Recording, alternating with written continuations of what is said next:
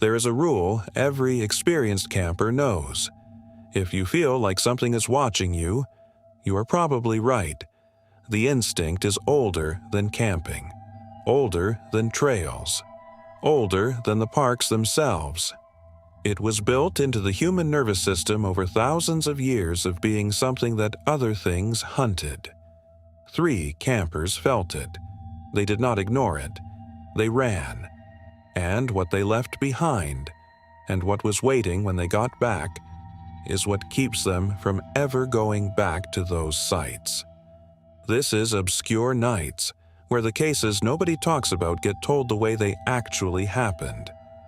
Something about each of these 3 accounts does not follow the pattern of random encounters.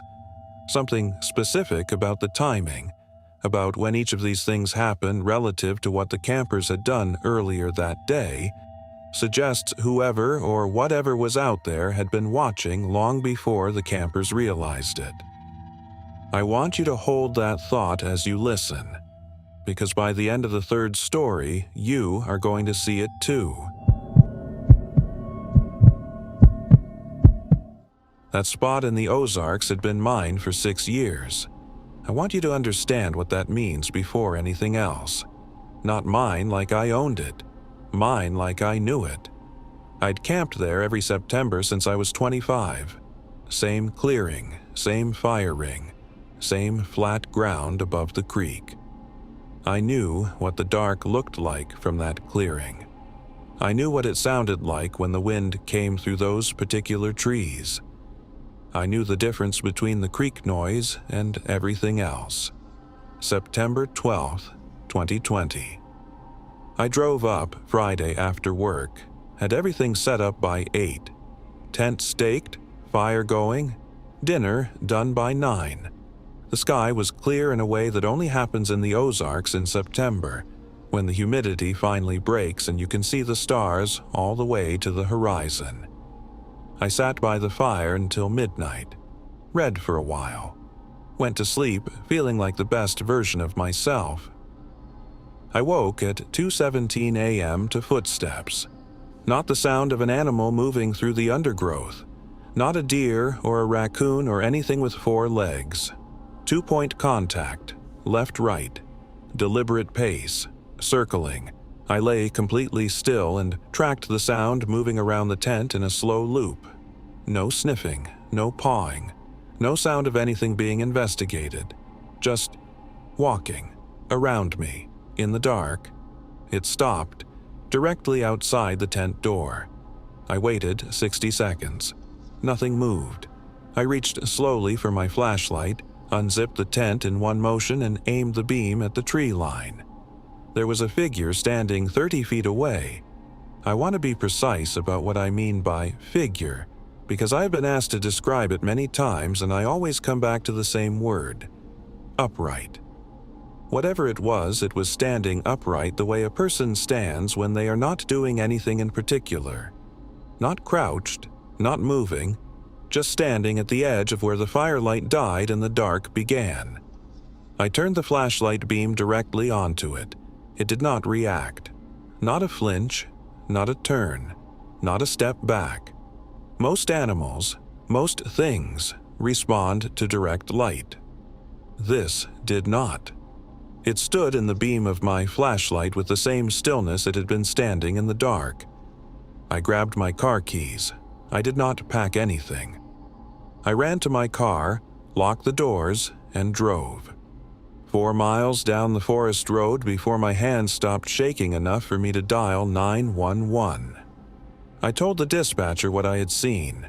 She sent a patrol car to the site. When the officers arrived, they called me back within 20 minutes. They told me the campsite was intact, nothing vandalized, nothing taken, but the tent had been folded. My sleeping bag had been rolled and placed beside it. My cooking gear had been stacked neatly next to the fire ring. I had not done any of that. Someone had stayed at my campsite after I left, had packed it the way a considerate camper packs a borrowed site, had folded my tent and stacked my gear. I asked the officers if they had found anyone in the area. They said no. The Carroll County Sheriff's Office took a report. They found no suspect. The case remains open. I have not been back to that clearing. I drove past the Forest Road entrance once about 8 months later. I did not turn in. I think about the figure standing in the flashlight beam a lot. Not the circling, not the running. The moment I turned the light on it and it just stayed there. Like it had been expecting the light. Like the light was not the thing it was concerned about. It stood in his flashlight beam and did not react. Then someone folded his tent and stacked his gear after he fled. If Obscure Nights is the kind of channel you stay up late for, subscribe right now. We are pushing to hit 1,000 subscribers and every single one keeps these stories coming. 2 seconds, hit the button, because story 2, she followed a voice into the dark, and it was not who she thought it was. We had done that campsite twice before, me and my boyfriend Theo. Popular section of the Shawnee, other campers within earshot. The kind of trip where you feel safe because civilization is close enough that you can hear other people's music if the wind is right. Night 2 was supposed to be the easy night. We had already done the long hike on day 1. Night 2 was just the fire and the food, and the last evening before packing out in the morning. We had been sitting outside until about 10 when Theo remembered he had left his jacket in the car. He kissed me on the top of my head and walked toward the parking area. I poked at the fire and waited. 20 minutes passed. I called his name. No answer. I walked to the parking area. The car was there. His jacket was on the passenger seat. The door was unlocked, but Theo was not there, and there was no sign he had been there recently. I started calling his name louder, moving through the campground. Other campers were asleep. It was past 10 and the site had gone quiet. Then I heard him, his voice, coming from the tree line to the north of the campsite. He was calling my name. Not in distress. It sounded like him calling to me the way he calls when he wants me to come see something. Hey, come here. That tone. Easy. Familiar. I walked toward it. I am a practical person. I do not believe in things I cannot explain. I followed the voice because it sounded exactly like Theo, and there was no reason in that moment not to follow it. I was 300 feet into the trees when something changed. I cannot explain what changed specifically. The voice was still coming from ahead of me, still calling my name, still in Theo's register, still with his specific rhythm of speech. But something was wrong with it that I could not name for several seconds. Then I named it. No echo. We were in a dense section of forest at night. Sound bounces differently in dense forest at night. Theo's voice, the real Theo's voice, always had a slight return in that kind of environment. What I was following had none. It was flat, as if the sound was being produced without a space for it to exist in. I turned around and ran. I ran back to the campsite and Theo was there. He had come back a different way, through the campground from the south, and had been looking for me for 15 minutes. He was standing at our fire when I came out of the trees. He asked me where I had been. I told him. We left that night, packed in the dark and drove out before midnight. We did not talk much on the drive. I think we were both trying to decide what to do with what I had described. We have decided to do nothing with it. There's nothing to report that would produce an explanation we could use. Whatever was producing Theo's voice in those trees was not Theo. It knew his name. It knew my name. It knew how he sounds when he wants me to come towards something. I think about how long it had to have been listening to know those things. I think about night 1, the night we thought nothing was happening, how long it was there before I knew it was. 2 campers, a figure that stood in a flashlight beam without reacting, a voice that knew too much about the person it was imitating.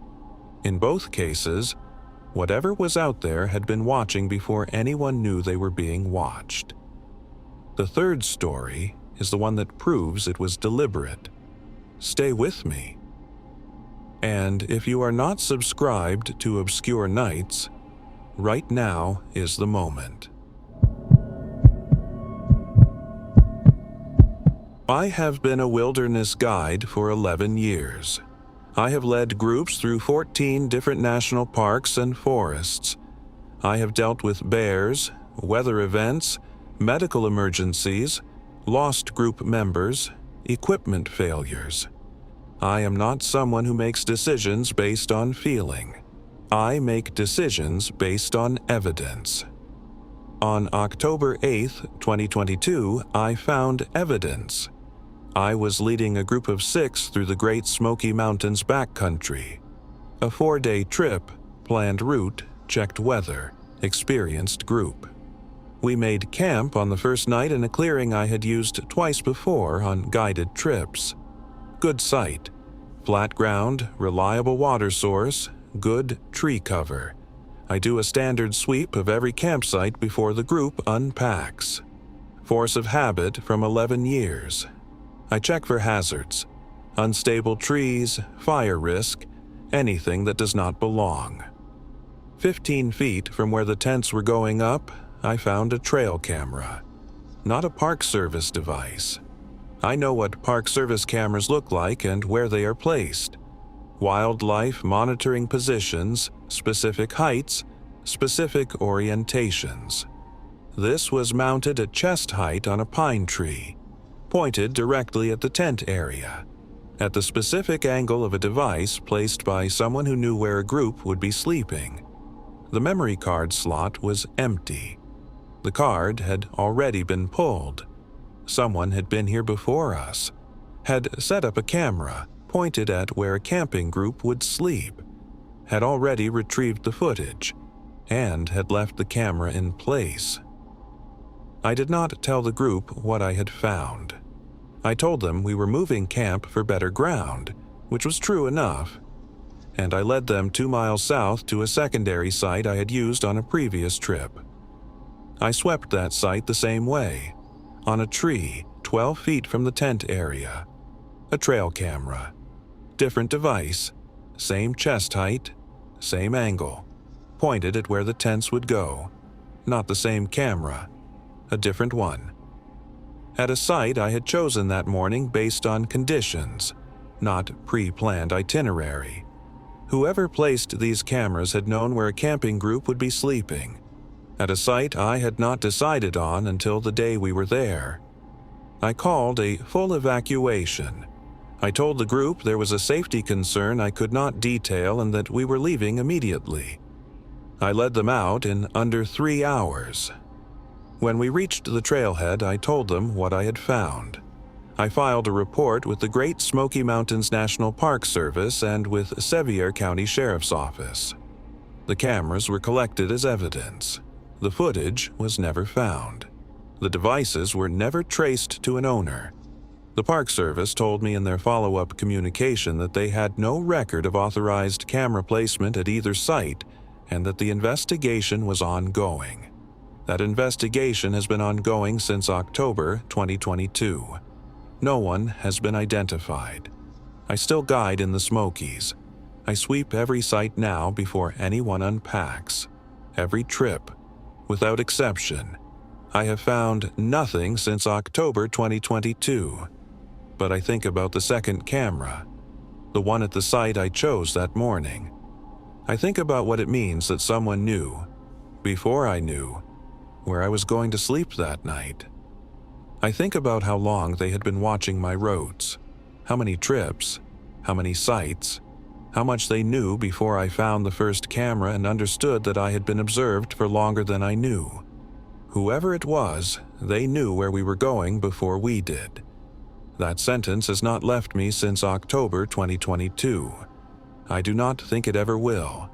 2 trail cameras, 2 different sites, the second one placed at a location he had not decided on until that morning. Whoever was watching knew his route before he did. Obscure Nights covers the cases that do not get explained and do not go away. If that is the kind of content you want every week, subscribe right now. We are close to 1,000, and every subscriber is someone who makes sure the next case gets told. Hit the button, because next week we go somewhere we were told not to go, and what we found there should not have been there. 3 accounts, 3 campers forced to run, and 1 question from the beginning. How long had it been watching?